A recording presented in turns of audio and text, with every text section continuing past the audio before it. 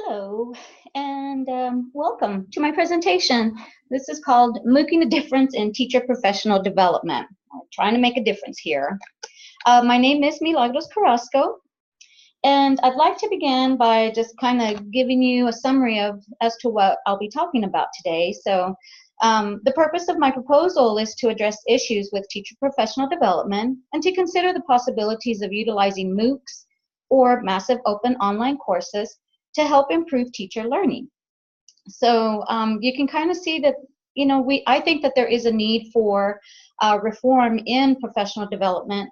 Unfortunately, professional development is not a one-size-fits-all. And I think it will really benefit teachers if, professional development is planned by teachers for teachers. What I've decided to do is to take the results of the TALIS survey to determine if reform is necessary to help improve our learning opportunities that engage teachers. And in my proposal that I wrote out, I decided to use a grounded theory approach to this research, hoping that the use of MOOCs will provide teachers additional methods of building content, knowledge, and increasing effectiveness. So what is a MOOC? Well, it is a massive open online course, and the history behind it actually began in 2008. The term MOOC was actually coined by Stephen Downes and George Siemens, and what they did is they offered classes and lessons that could be taken anytime, any place, and it was honestly just conducive to learning. These weren't necessarily professional development courses, however, they were courses that were able, that actually benefited employees and helped them to improve in their careers. What a MOOC does is that it provides opportunities for teachers and institutions to share educational experiences through flexible and open online learning communities. So who do they serve? They serve everybody, anyone who is willing to take a course and learn. And again, the benefits are that you can take it anywhere, anytime. So again, here are the experts, and at the beginning, the MOOCs were created to provide training to 363 students in multiple countries. What happened is that the MOOCs provided skills, they improved knowledge, and they met the needs and interests of these students. In one of my studies that I looked at, or articles, I found that teachers liked working collaboratively and building communities through these discussion forums. Even though they were not in the same country, in the same state, they were still able to build these learning communities with each other. And the best part of it is that teachers were, or the MOOCs, the professional development MOOCs, were available to teachers at any time of the day that was conducive to their schedule. So what can we do to help improve? So the problem is that professional development is not offered at the best times. Unfortunately, most teachers, including myself, have had to attend professional developments, whether on Saturdays, after school, during student holidays, and of course the dreaded summer. And what happens is that most of these trainings are not targeted towards disciplines or specific disciplines. I was a high school math teacher in the past, and yes, a lot of the trainings that I attended really were not conducive to targeting or focusing on what I was teaching at the time. It was more of a generalized type training.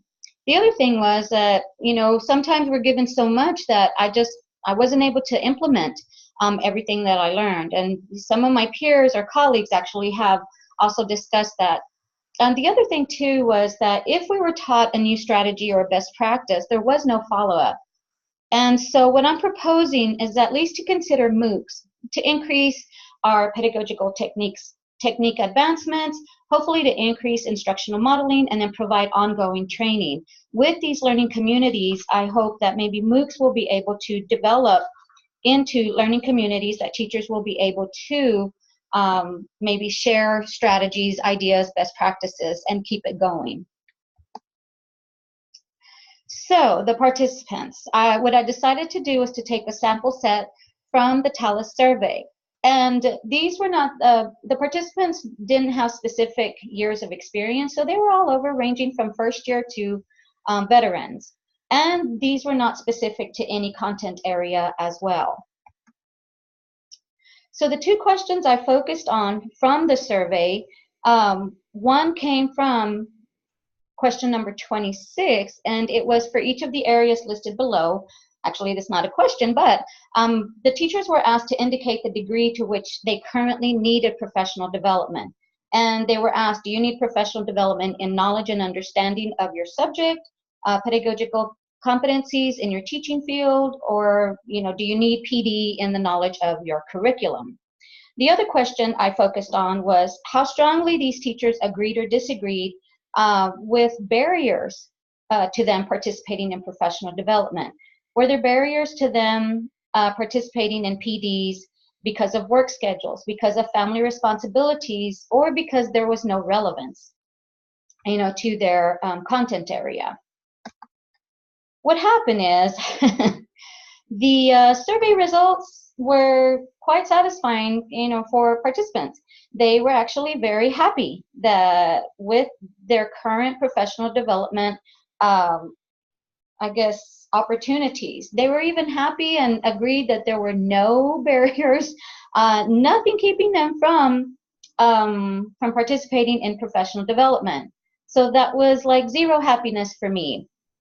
What happened is I was really hoping that the need for reform would be found using the TALIS survey data or the sample set. So unfortunately, to continue this research, I probably would need to go further explore, maybe taking on or getting surveys from my local K-12 teachers and asking them how they feel about professional development. Do they feel that there is a need for reform?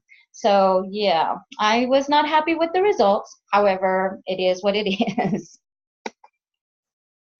And that's basically all I have for you. I'm so sorry that my results did not turn out the way that they wanted to. However, my literature review, all of the articles that I do have in here, have shown that MOOCs do actually help to at least offer an option, another option for professional development for teachers. So I'm hoping that I'll be able to further explore that idea, that phenomena, and hopefully get back to you. So thank you so much for listening.